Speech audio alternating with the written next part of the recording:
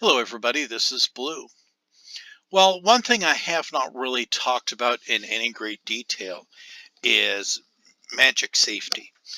Um, we have to realize that when you are working with a lot of concept magic, like how I described some pop culture magic concepts, that we have to play it safe, that we have to be smart. The same thing goes for those that are new to magic.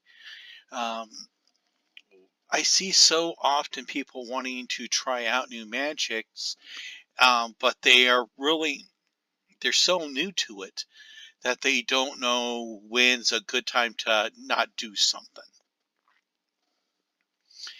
There was a nice meme on Facebook, and I agree with it. If you're asking us what type of spirit is safe to summon, it's not safe to summon. Don't summon it. You lack fundamental abilities. Okay? Do not conjure what you cannot handle. And that is something that everybody needs to know, and most people know this. But when you are working with radical ideas and experimenting with magic, you got to find a way to test it that's not going to cause you any troubles down the road. And so for myself, there are a lot of the spells that I work on that are tested on animals. Okay, getting the shock out of your system. All right, I'm not harming animals. I want to see animals. I am lucky. I live in a small enough town where we have animals that go through the town at night. And so I can do let's say an incantation, and my intent is to see the fox or any of its family. There is a fox family that is roughly, I would say, 4 blocks away from my house. And they come out at night and they um, wander around a little bit. And so on a good night, I could see them going up and down the street.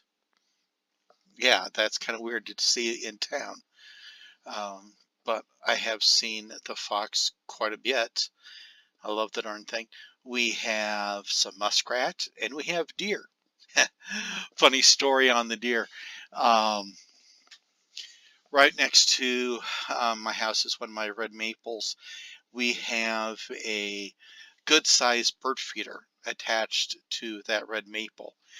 We were having a female deer um, almost literally eating out of our bird food feeder. Okay.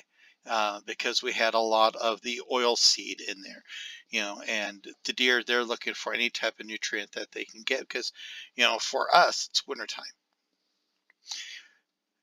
And so it was fun to watch. So, anyway, um, my goal in my magic is to summon an animal. Now, magic goes awry. Magic is fickle. I say that a lot. So you got to be specific in what you ask for. Do I have spell failure? Yes. What animals have I also had come up to my front porch?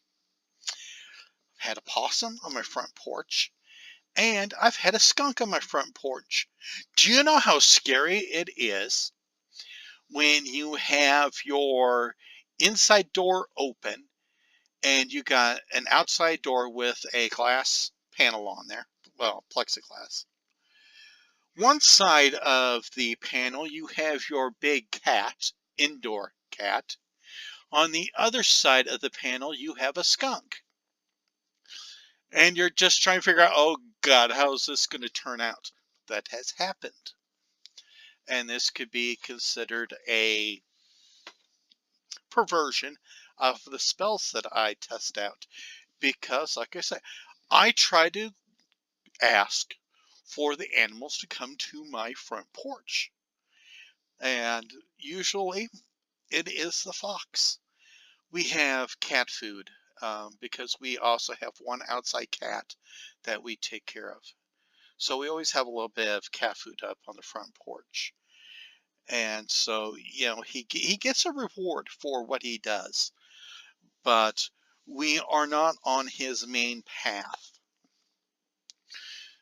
He might be I'd say 4 blocks away, but his main path that he walks, because he follows this pretty strict north-south route, it's a block over. So if he comes over to my side, it's something odd, and I feel that it is a result of the magic that I'm working with.